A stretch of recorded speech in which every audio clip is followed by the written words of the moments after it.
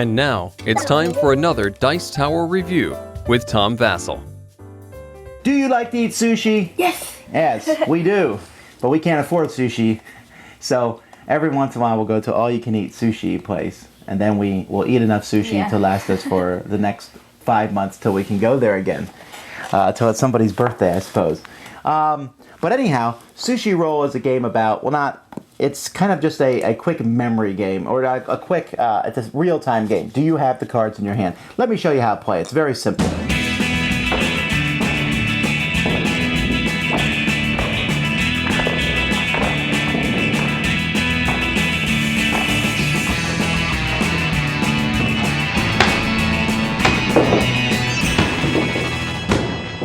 Each player is dealt 8 cards from a deck, which have all different kinds of wasabi. For example, here we have EB Sushi, and here we have a wild wasabi, which counts for any. Here's a row roll, here's another row roll, and you can see there's different kinds in here of the different, probably most popular wasabis that exist.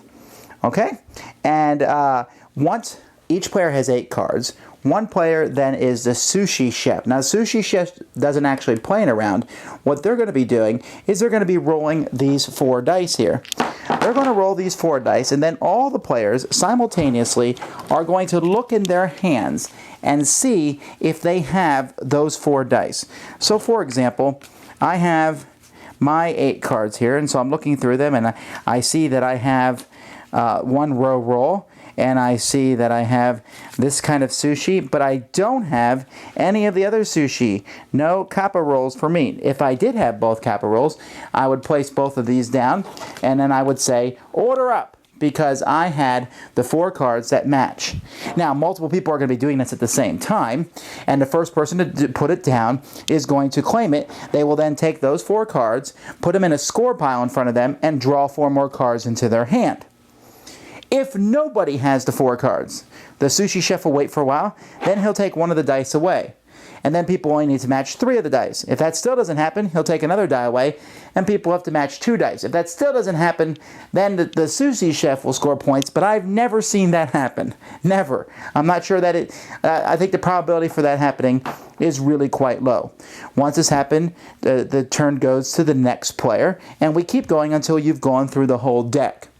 Now, there are some special cards included in the game, and I already mentioned the wild wasabis. These are great because they match anything, but there's also Sushi Elimination, Stinky Sushi, and Sushi Steal.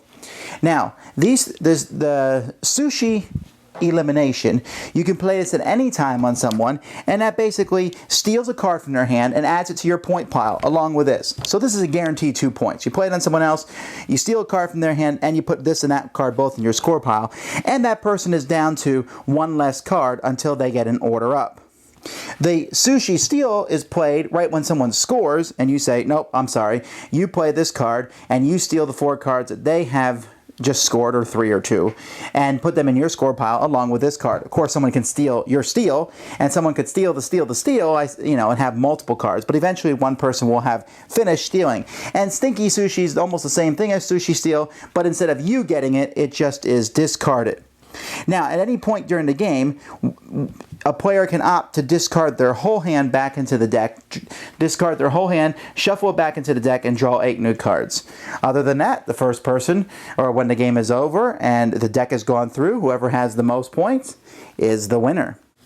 I'm not a real big fan of Sushi Roll. I'm sorry. For a couple reasons. One, the artwork's cool, and the dice are neat, and it's fun to roll the sushi dice and match the cards. The special cards are over the top powerful, and there's really no way to stop them. If I have a Sushi Steal, I'm stealing what you did. What are you going to do about it? Nothing. And what's the fun in that? I mean, it's not like you did better, I did better than you because I found things faster than you. I just sit there and wait. Someone's going to solve it, and then I'm going to steal it from them. It's almost too powerful to give to somebody. If you take the special cards out of the game, and I tried it without the special cards, the game is a little bit better. It's all down to speed at that point, but then it comes down to, do you like games that have to do with speed? What did you think? I like the matching the dice part, and like my dad said, the artwork was really cool. It actually did look like sushi. Sushi. And like, also like my dad said, the special cards were like too powerful. Like I barely even got any cards because one kid just kept playing stealing, and I never really got to get any cards. Yeah, I mean, you have to wonder, was the game play tested with that? Because if someone gets 2 or 3 steals, they've won the game essentially, because they're just going to steal from other people. And then after that, if they just win a couple other ones, they've won the game. So it's an interesting game. Special cards are too powerful. Is it for you? I don't think so, but you might be interested in it. So check it out. Thanks so much for watching the Dice Tower videos. Find more great videos and reviews, as well as our top-rated audio podcast at Dicetower.com. You can also find the latest board game news at Dicetowernews.com. I'm Eric Summerer, and you've been watching The Dice Tower. The Dice Tower is sponsored by Fun Again Games, the world's best game source. Fun Again Games has over 5,000 games available. Check them out at funagain.com.